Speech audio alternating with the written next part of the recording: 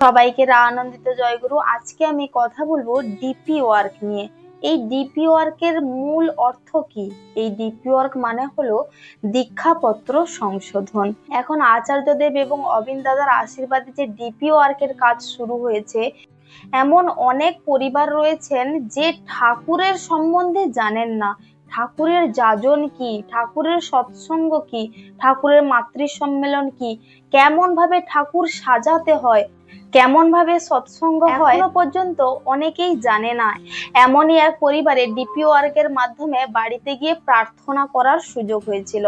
সেই বাড়িতে যখন মায়েরা পৌঁছায় যে সৎসঙ্গ করতে চাই আপনার বাড়িতে, এবং ঠাকুরকে সাজিয়ে বসে নাম ধ্যান প্রার্থনা টুকিটাকি ঠাকুরের গান এবং আলোচনা করতে চাই, সেই মায়েরা খুব আগ্রহী ছিলেন এবং তারা বলছেন যে ঠাকুর কিভাবে সাজাতে হয় কোনোদিন দেখেও নি।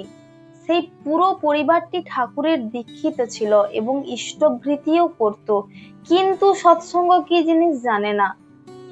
সৎসঙ্গে ঠাকুর কেমন বসাতে হয় তারা জানে না। সেই শুনে মায়েরা বললেন যে কোনো ব্যাপার নয়, আমরাই সাজিয়ে দেব। ঠাকুর নিয়ে এসে তারা পরিষ্কার পরিচ্ছন্ন ভাবে ঠাকুর সাজিয়ে দিয়ে ওইখানটায় সন্ধ্যার প্রার্থনা এবং ঠাকুরের নাম গান কীর্তন আলাপ আলোচনা তারা করলো। নাম কীর্তনের পরে সেই দাদাটির বাড়িতে খুব আগ্রহী প্রত্যেকটা মায়েদের তারা প্রসাদ গ্রহণের জন্য আকুপাকু করছিল এবং তারা বলছে যে আপনারা আমার বাড়িতে এলেন, আপনাদের পদধূলি দিলেন, আমাদের অনেক সৌভাগ্য, কিন্তু আপনারা আমার বাড়িতে ঠাকুরের প্রসাদ একটু গ্রহণ করে যাবেন। খুব আত্মীয়তা খাতির করছিল তারা। এবং সেই মায়েরা বলছিল আমরা অনেক দূর থেকে এসেছি এবং আমাদের যেতে ফিরতে রাত হয়ে যাবে, আমরা কিছু আহার করব না। তখন সেই দাদারা বললেন না না, আপনাদের কোনো বিপদ হবে না, রাত হবে না, আমি অল্প কিছু আহারের মাধ্যমে আপনাদের তাড়াতাড়ি পৌঁছে দেব এবং টোটো অটোর ব্যবস্থা রয়েছে, আপনাদের কোনো অসুবিধা হবে না। সেই দাদাদের আত্মীয়তা খাতির দেখে সেই মায়েরা তাদের প্রতি প্রত্যেককে যাজন করলেন যে ঠাকুরের নাম ধ্যান করা লাগে, তোমার বাড়িতে সৎসঙ্গ করবে।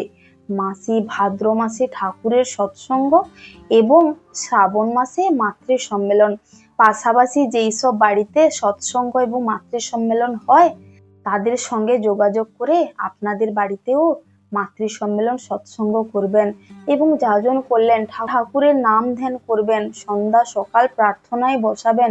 সেখান থেকে আমরা জানতে পারলাম যে এমনও পরিবার রয়েছে যারা ঠাকুরের হয়ে উঠেছে কিন্তু ভালোভাবে হয়ে উঠতে পারছে না, হয় সঙ্গ নেই বা তাদের পাশাপাশি তেমন কোনো সুযোগ সুবিধা নেই, বা তাদের বাড়িতে গিয়ে যে নাম ধ্যান প্রার্থনা সৎসঙ্গ করবেন এমন কাউকে তারা পাচ্ছেন না। আচার্যদেব এবং অবিন দাদার আশীর্বাদে এই ডিপি ওয়ার্কের কাজ, যেসব মানুষরা অকুল পাথারে ডুবছেন তাদেরকে কিনারায় একটা পৌঁছে দেওয়ার জন্য।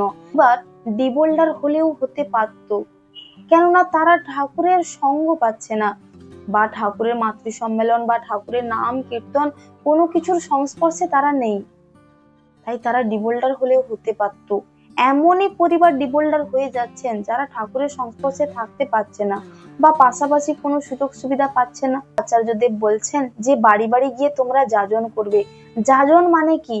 আচার্যদেব বলছেন যাজন মানে কি, ঠাকুর এই করেছে, ঠাকুর সেই করেছে, ঠাকুরের এই করা লাগে সেই করা লাগে, এরকম এরকম নয়।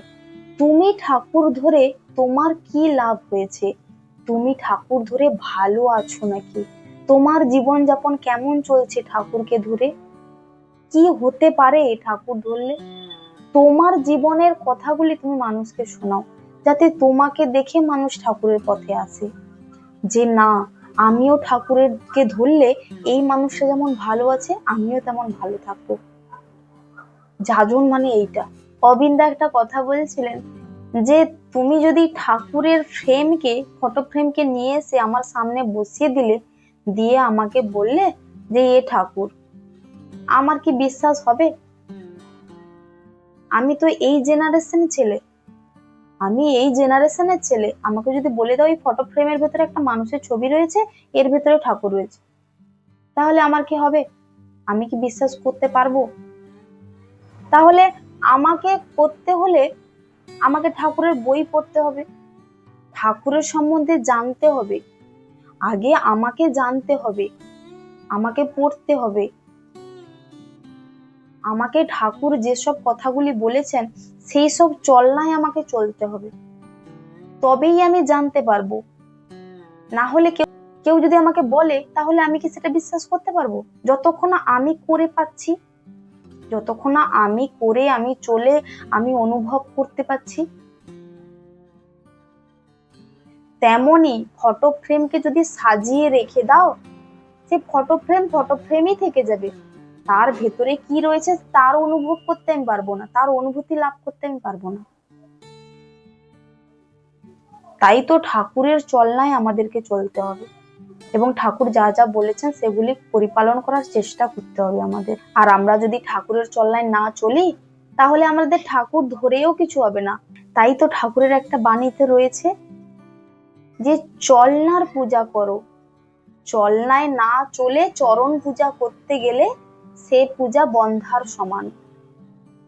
তাই ঠাকুর যেসব চলনায় আমাদের চলতে বলেছেন ওই চলনার পূজা আমাদের করতে হবে। আমরা চলবো তারই পূজা করব। আমরা যদি না চলে ঠাকুরের চরণ ধরে শুধু চরণ পূজা করলে সে পূজা বন্ধার সমান। তাই তো অবিন্দা বলছে ফটো ফ্রেমকে শুধুমাত্র সাজিয়ে যদি রেখে দাও ওই ফটো ফ্রেমই থেকে যাবে, তার ভেতরে কি ঠাকুর রয়েছে, কি অলৌকিক শক্তি রয়েছে বা যা কিছু রয়েছে তা আমি অনুভব করতে পারবো না আমি যদি তার চলনায় না চলি, তার ভাবা করাগুলি না পরিপালন করতে পারি। তাই ডিপি ওয়ার্ক করতে গেলে এমন নতুনত্ব মানুষের সঙ্গে পরিচয় হচ্ছে, এমন কিছু কিছু মানুষ যিনি ঠাকুর বিরোধী হয়ে কথা বলছেন কিন্তু তারপরে তিনি লজিক খুঁজে ঠাকুর ধরছেন। কিন্তু এমন পরিবার রয়েছে যিনি ঠাকুরকে চাইছেন কিন্তু পারছেন না।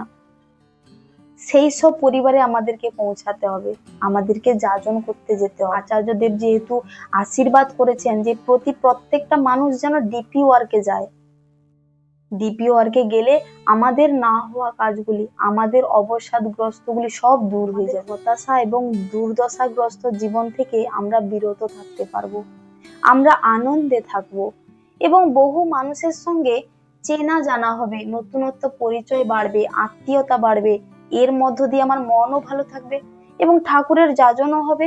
সারাদিন ঠাকুরময় হয়ে থাকতে পারবো, মনের মধ্যে অল টাইম আমার ঠাকুর বাস করে থাকবেন। তাই সবাইকে আনন্দিত জয়গুরু। যারা ডিপি ওয়ার্কে যাচ্ছেন তারা তো খুব ভালো কথা, কিন্তু যারা ডিপি ওয়ার্কে যেতে পারছেন না, যেসব মায়েদের ক্ষেত্রে বলবো, যেসব মায়েরা ডিপি ওয়ার্কে যেতে পারছেন না, আপনাদের পারিপার্শ্বিক যেসব বাড়িগুলি রয়েছে সেই সব বাড়িতে কাছাকাছি বাড়িতে গিয়ে 2 মিনিট 5 মিনিট বসে প্রার্থনা করে বা ঠাকুরের নাম গান আলাপ আলোচনা করে চলে আসুন। যেমন আমরা বিকালবেলা অবসর টাইমে গল্প গুজব করি, সেই টাইমটাই ঠাকুরের যাজন করুন, দেখবেন তার ভেতরে কত আনন্দ রয়েছে। তাই সবাইকে আনন্দিত জয়গুরু। যারা আমার চ্যানেলে নতুন এসেছেন সাবস্ক্রাইব করে বেল আইকনটি প্রেস করে দেবেন এই রকম ভিডিও পাওয়ার জন্য। সবাইকে জয়গুরু।